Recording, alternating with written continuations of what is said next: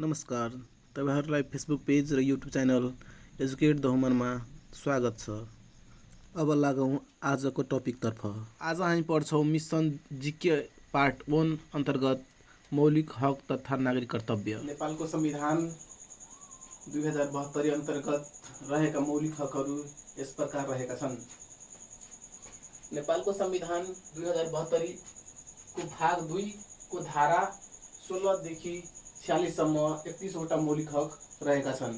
अर्थात् नेपालमा वर्तमान संविधान नेपालको संविधान 2072 अन्तर्गत 31 वटा मौलिक हक रहेको छन्, जुन कि नेपालको संविधानको भाग 3 र धारा 16 देखि 46 सम्म रहेका छन्। साथै धारा 48 मा नागरिक कर्तव्य पनि रहेको छन्। हक मात्र नभएर एउटा नागरिक भइसकेपछि त्यो राष्ट्रप्रति एउटा नागरिकको अधिकार जसरी हुन्छ त्यसरी हक दायित्व पनि हुने गर्छ। त्यसैले नेपालको संविधान धारा 48 मा नागरिकको कर्तव्य पनि उल्लेखित गरेको छन्। अब त्यो कर्तव्य जान्नुभन्दा पहिला हामी मौलिक हकतिरको बारेमा जान्छौं र मौलिक हक जुन कि धारा 16 देखि 46 सम्म रहेको छन्, यो यस प्रकार रहेको छन्। सूत्रबद्ध रूपमा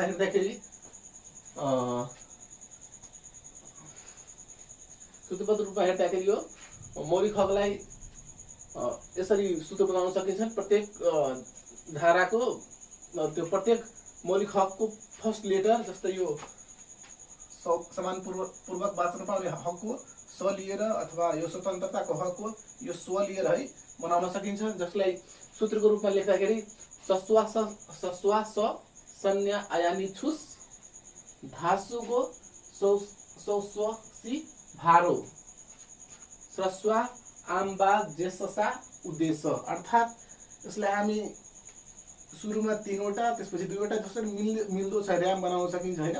यो जे होस् त्यसरी यसलाई पहिला के गरेछौं हामीले फर्स्ट प्रत्येक मौलिक हकको सुरुको अक्षरलाई एउटा याद गर्नको लागि सजिलो होस् भनेर सूत्र बनाएको छौं हैन।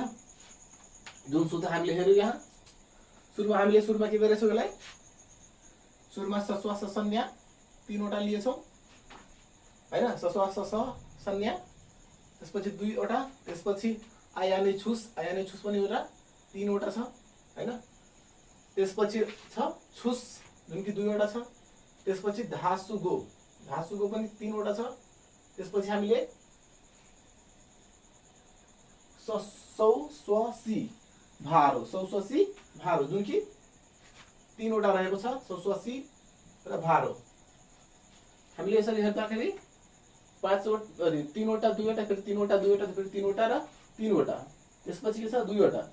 त्यसपछि हामीले हेर्दाखेरि स्रस्वा खा जुन कि 3 वटा रहेको छ।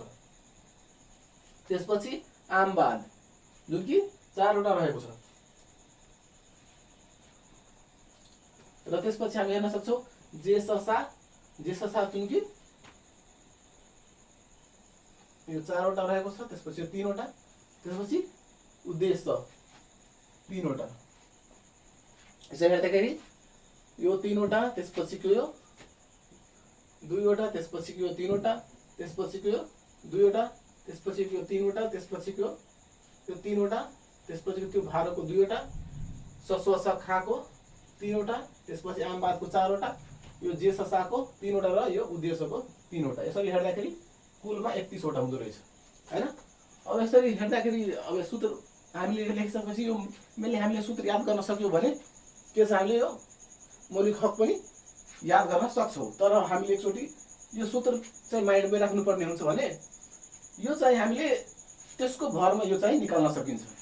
अब हामीले यसरी हेर्दाखेरि सुरुमा हेर्छौं सश्वास संज्ञा चाहिँ 5 वटा छ, जुन कि यहाँबाट 5 वटा 1 2 3 4 5 हैन। यहाँबाट यहाँसम्म हामी हेर्न सक्छौं।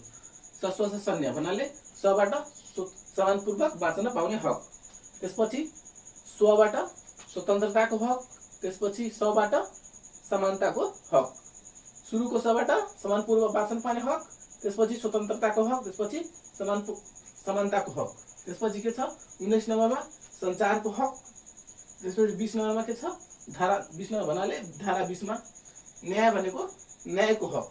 न्याय भनेको कानुन सम्मत उपचार पाउने हक है, त्यसलाई न्यायको हक भन्छौँ।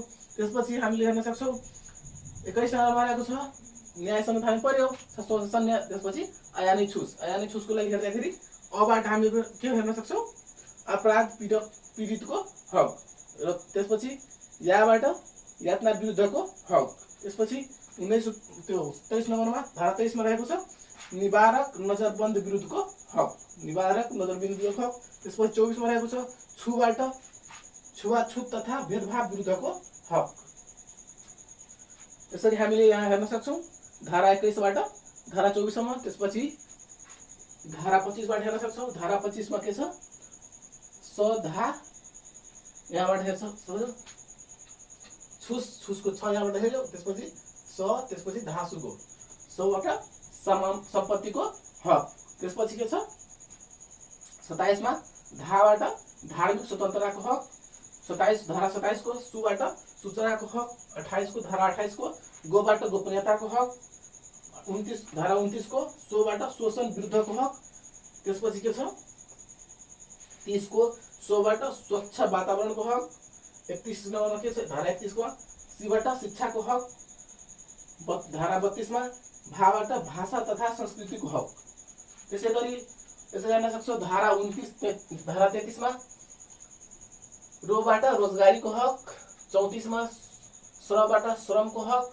35 मा स्वबाट स्वास्थ्य सम्बन्धी हक हैन। त्यसपछि यहाँ 36 मा हेर्न सक्छौँ खाबाट खाद्यान्नको हक। 37 मा धारा 37 मा हेर्न सक्छौँ आबाट आवासको हक। त्यसपछि धारा 38 मा मबाट महिलाको हक। त्यसपछि धारा 29 मा हेर्न सक्छौँ बाबाट बाल बालिकाको हक। त्यसपछि 40 मा दबाट दलितको हक। त्यसपछि धारा 41 मा जेबाट ज्येष्ठ नागरिकको हक। त्यसपछि धारा 42 मा साबाट सामाजिक न्यायको हक। सुरुमा के छ सुरुमा आएपछि शासनमा दुईटा सामाजिक न्यायको हक। सामाजिक यसमा दुईटामा कमन छ हैन। एउटा न्याय छ त्यसपछि सुरक्षा छ। त्यसपछि धारा 44 मा उबाट उपभोक्ताको हक। धारा 45 मा देबाट देश निकाला विरुद्धको हक। देश निकाला विरुद्धको हक अर्थात् कुनै पनि मान्छेलाई देश चाहिँ निकाला सितिमिति गर्न पाउँदैन जबसम्म त्यसले राष्ट्रद्रोही काम नै गरेको हुँदैन हैन त्यति बेलासम्म।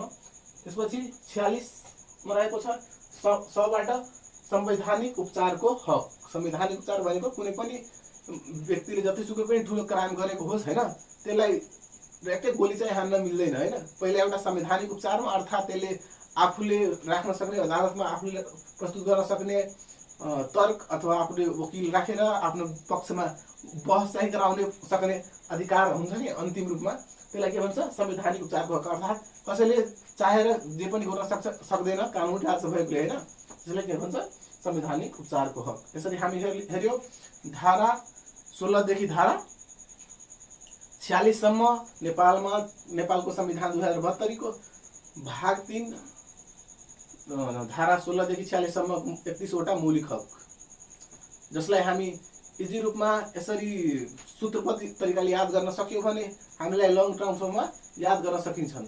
यसरी फेरि हामी हेरौं सूत्र के रहेछ। सूत्र यसरी हेर्दाखेरि याद गर्नका लागि सस्वास संज्ञा आयानी छुस। सस्वास संज्ञा आयानी छुस। त्यसपछि के छ धासुगो सोस्वासी भारो। धासुगो सस्वासी भारो। त्यसपछि के छ सस्वाखा स्वाखा आमबाद। त्यसपछि जेससा उद्देश्य है ल। यसरी हामी नेपालको संविधान 2072 मा उल्लेखित 31 वटा मौलिक हक हेर्न सक्छौं। मौलिक हक पढिसकेपछि नागरिक कर्तव्य हेर्छौं। नागरिक कर्तव्य जुन कि नेपालको संविधान 2072 को भाग 3 को धारा 48 अन्तर्गत रहेको छ हैन। मौलिक कर्तव्य चाहिँ 4 वटा रहेको छ। एक नम्बरमा रहेको छ राष्ट्रप्रति निष्ठावान हुँदै नेपालको राष्ट्रियता है। नेपाल राष्ट्रप्रति निष्ठावान हुँदै नेपालको राष्ट्रियता सार्वभौमसत्ता र अखण्डताको रक्षा गर्नु। अर्थात् जुन देशमा हामी बस्छौं अर्थात् जुन देशको नागरिक छौं त्यो देशको अर्थात् राष्ट्र देशप्रति निष्ठावान हुँदै है इमानदारी हुँदै नेपालको राष्ट्रियता हैन सार्वभौमसत्ता र अखण्डतालाई रक्षा गर्नुपर्छ। अर्को 2 नम्बरमा रहेको छ संविधान र कानुनको पालना गर्नुपर्छ। अर्थात् हामी जुन देशमा रहन्छौँ त्यो देशको जुन संविधान छ होइन, र कानुन छ, संविधान अन्तर्गत बनेको कानुन छ, त्यसलाई चाहिँ पालना गर्नुपर्छ। त्यसो नरहेको छ राज्यले चाहेको बखत अनिवार्य सेवा गर्नुपर्छ। अर्थात् जुन देशमा हामी छौँ होइन, त्यो देशको नागरिक भइसकेपछि त्यो देशलाई आवश्यकता परेको जस्तो युद्धको बेला होइन, अन्य कुनै आवश्यकताको परेको बेला होइन, गाह्रो साह्रो परेको बेला यदि राज्यले बोलायो अथवा सम्पर्क गर्न खोजेपछि मान्छेले नचाहेर पनि मतलब त्यो भन्न सक्दैन कि म अहिले फुर्सद छैन अथवा अरू काम छ चाहिँ म काम गर्न सक्दिनँ। राज्यलाई आवश्यकता भएको बेला जस्तो आफ्नो सम्पत्तिको रक्षा गर्छौँ नि हामी, आफ्नो जानको रक्षा गर्छौँ, त्यस्तै आवश्यकता परेको बेला त्यो पर्छ राज्यले चाहेको बेला अनिवार्य होइन सेवा गर्नुपर्ने हुन्छ। त्यसपछि चौथो रहेको छ सार्वजनिक सम्पत्तिको सुरक्षा र संरक्षण गर्नुपर्छ। अर्थात् हामीले हक प्राप्त गर्दै गर्दा देशले दिएको सम्पत्ति अथवा सम्पत्तिको सुरक्षा चाहिँ गर्नुपर्ने हुन्छ। अर्थात् यही सुरक्षा र संरक्षण गर्नको लागि हामीले भन्छौँ नि आन्दोलनहरू भइरहँदाखेरि त्यो सम्पत्तिहरू राष्ट्रको सम्पत्तिहरू बचाउनको लागि प्रहरीहरूले प्रोटेक्ट गरिरहेको हुन्छ। जुन यही सार्वजनिक सम्पत्तिको सुरक्षा र संरक्षण गर्नुपर्ने अधिकार अन्तर्गत पर्छ। ल आजको टपिक यही समाप्त गर्छौँ। अर्को भिडियोमा अर्को टपिकमा हामी कुरा गर्छौँ। ल आजको लागि त्यति नै, हस्त धन्यवाद। अहिलेसम्म तपाईँहरूले आफ्नो अमूल्य समय दिएर भिडियो हेरिदिनु भएकोमा धेरै धेरै धन्यवाद। यी र यस्तै भिडियोहरू आगामी दिनमा हेर्नको लागि फेसबुक पेज र युट्युब च्यानल एजुकेट द वुमनलाई सब्सक्राइब गर्न र साथमा रहेको बेल आइकन थिच्न नभुल्नुहोला। हस्त धन्यवाद।